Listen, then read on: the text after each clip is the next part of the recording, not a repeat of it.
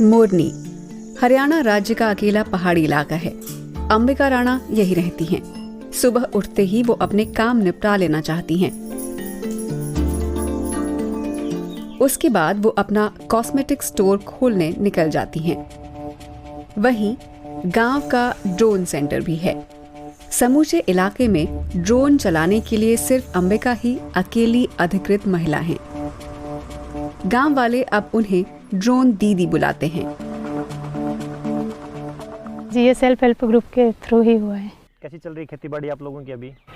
अंबिका ग्रामीण भारत की उन 10,000 महिलाओं में से हैं जिन्हें कृषि क्षेत्र में ड्रोन चलाने की ट्रेनिंग मिल रही है। केंद्र सरकार का ये अभियान मार्च 2024 में शुरू हुआ था। इस कार्यक्रम को क्रांतिकारी बताया जा रहा है और महिलाएं ही इसकी सूत्रधार हैं।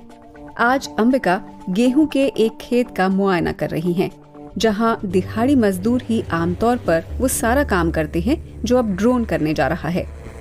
खेतों की निगरानी, कीटनाशक छिड़काव और कभी कभार रुपाई भी। ड्रोन से काम के लिए वो प्रति एकड़ 200 रुपए लेती हैं।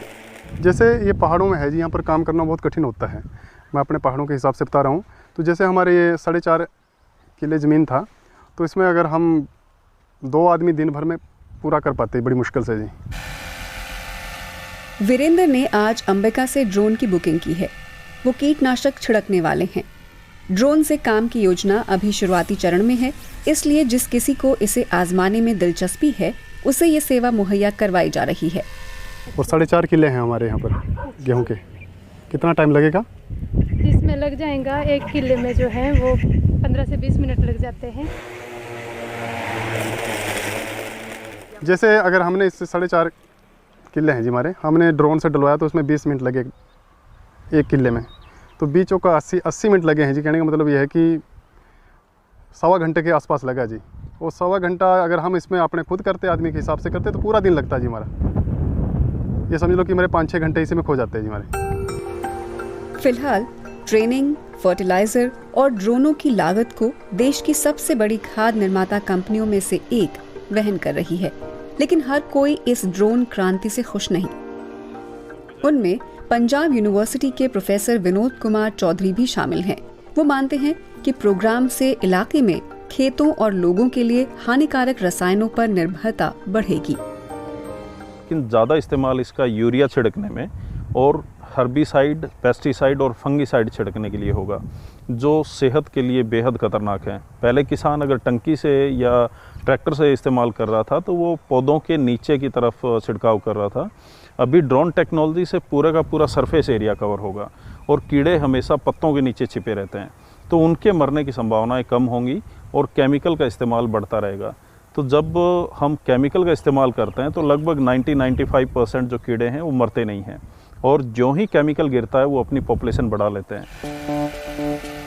डॉक्टर चौधरी के मुताबिक रासायनिक खाद और कीटनाशकों पर जरूरत से ज्यादा निर्भरता किसानों के हितों के खिलाफ ही काम करेगी, जबकि खाद उत्पादकों का मुनाफा बढ़ेगा। स्लोली ये खर्चा जो है एग्रीकल्चर में बढ़ता जाएगा। इसमें किसानों के लिए बहुत अच्छा होने की संभावना नहीं है, कंपनियों को इसका फ़ायदा ज़रूर होगा।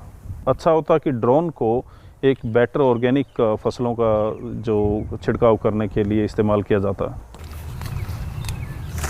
जैविक खाद से पर्यावरण और स्वास्थ्य पर कम असर होगा, लेकिन कुछ और सवाल भी हैं। ऐसी खाद का खर्चा कौन उठाएगा? क्या सभी किसानों के लिए ये पर्याप्त हो पाएगी? कुछ भी हो, ड्रोन प्रोग्राम से कुछ सकारात्मक सामाजिक प्रभाव तो पड़ा ही है। कुछ समाज में होते हैं ऐसे जो जिनको सिर्फ ये दिखता कि एक महिला घर से बाहर जा रही, ये पता नहीं होता कि क्या करने जा रही है।